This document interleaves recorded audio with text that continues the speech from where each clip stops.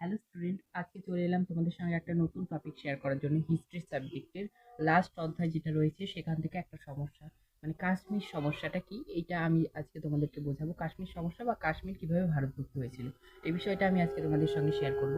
তো ভিডিওটা শুরু করার আগে বলছি যে একটা লাইক করে রাখবে এবং চ্যানেলটিকে অবশ্যই সাবস্ক্রাইব করে দেবে নতুন কোনো ভিডিও পাওয়ার জন্য। এই কাশ্মীর সমস্যা, এই টপিকটা আমি এমনভাবে তোমাদেরকে বুঝিয়ে দেবো যেন এই টপিকটা তোমাদের মাথা থেকে বের হবে না। পরীক্ষায় যদি এই কোশ্চেনটা আসে যে কাশ্মীর কীভাবে ভারতভুক্ত হয়েছিল বা কাশ্মীর সমস্যা কী, এই প্রশ্নটা আসলে তুমি একটু হলেও লিখতে পারবে, এমনভাবে 100% লিখতে পারবে। আমি এমনভাবে তোমাদেরকে আজকে বুঝিয়ে দেবো। দেখো, আমরা কিন্তু সবাই জানি যে 1947 সালে দেশ স্বাধীন হয়েছিল। 1947 সালে দেশ স্বাধীন হওয়ার পর ভারত এবং পাকিস্তান আলাদা হয়ে গেল।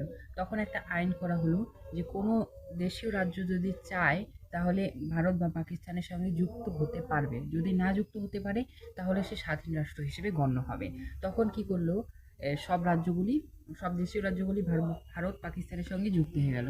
তখন এখানে কাশ্মীর যে দেশীয় রাজ্যটি ছিল সেটা ভারতের সঙ্গে বা পাকিস্তানের সঙ্গে কোনোটির সঙ্গে যুক্ত হয়নি, কারণ এটা ছিল মুসলিম প্রধান রাষ্ট্র। এর রাজা ছিলেন হিন্দু রাজা হরি সিং।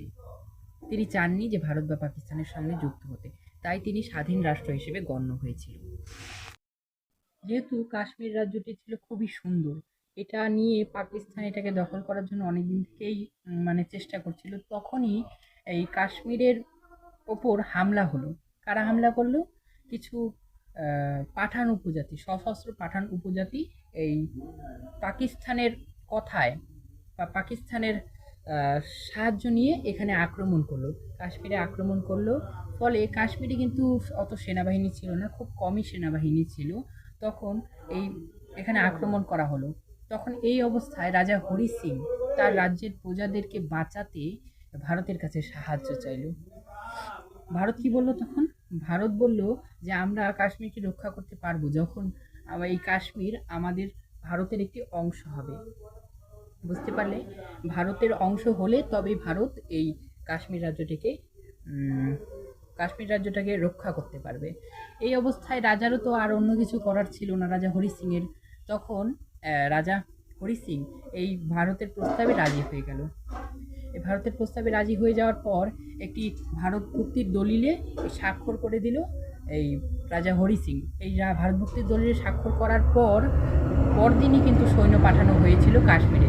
সৈন্য পাঠিয়ে সেখানকার সেই পরিস্থিতিকে, সেই আক্রমণকে স্থগিত করা হয়েছিল। তো এটাই ছিল কাশ্মীর সমস্যা। তো তোমরা যদি বুঝে থাকো তাহলে আমাকে অবশ্যই কমেন্ট করে জানাবে। আর ভিডিওটা কেমন লাগলো কমেন্টে অবশ্যই জানাবে, আর সাবস্ক্রাইব করে দিও প্লিজ। এরপর আমি তোমাদের সঙ্গে শেয়ার করব হায়দ্রাবাদ কীভাবে ভারতভুক্ত হয়েছিল।